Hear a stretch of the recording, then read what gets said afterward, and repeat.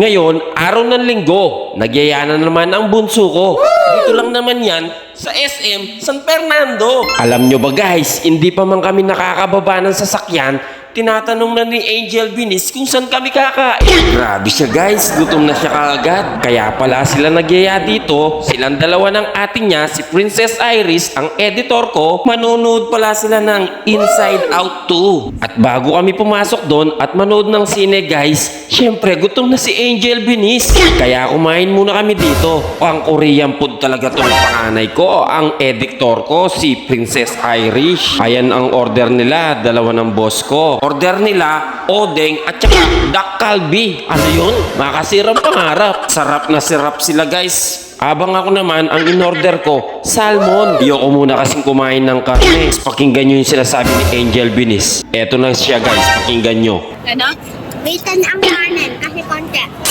O diba, hindi niya pa nauubos, bitin na daw siya kaagad sa kanin niya. Ibang klase talaga yung bunso ko. Kahit saan mo tingnan ang gulo, hindi talaga magpapagutom to. Umeka, kahit makali. Narinig niyo yun guys, dumadaloy na ang dugong kapampangan ng batang to. Marunong kapampangan si Angel Binis.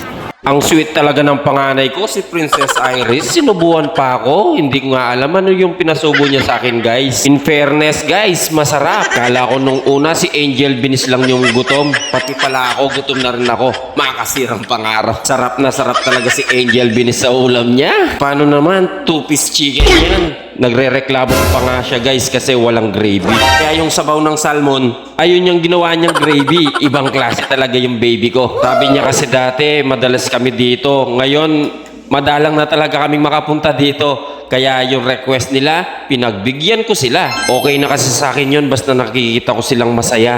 Kung nakikita niyo sila guys, ngiting busog na yan. Pero hindi pa pala. Bumili sila ng ice cream. Tuwang-tuwa nga sila dyan guys kasi hindi maulog-ulog yung ice cream kahit nakabaligtad. Pansin nyo guys, kanina pababa kami. Ngayon, pataas na naman kami. Basta ako, kung saan nyo gusto, dun ako. Makasirang pangarap. Tingnan nyo naman si Angel Binis. Minomodel niya pa yung makasirang pangarap clothing.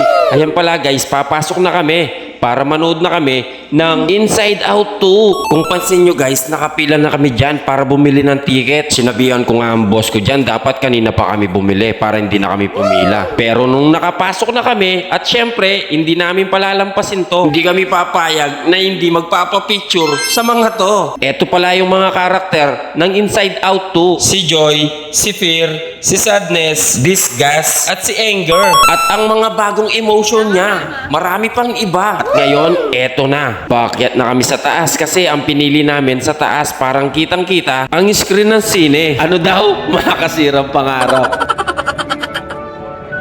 Grabe talaga ang dalawa. Pagkatapos naming nanood, nagyaya na naman sila dito. Bago daw kami umuwi, maglalaro muna daw sila dito sa arcade, dito sa taas. Dati na master talaga nila to. Pag pumunta sila dito, nakakakuha talaga sila. Pero ngayon, pare-pare silang bokya. Pati ang boss ko. Yun guys, nagsawa na sila kaya nagyaya na silang umuwi. Ikaw nag-aya, Papa. Grabe ka talaga, Angel Binis. O sige na, maraming salamat ulit sa suporta. Makakasirang pangarap.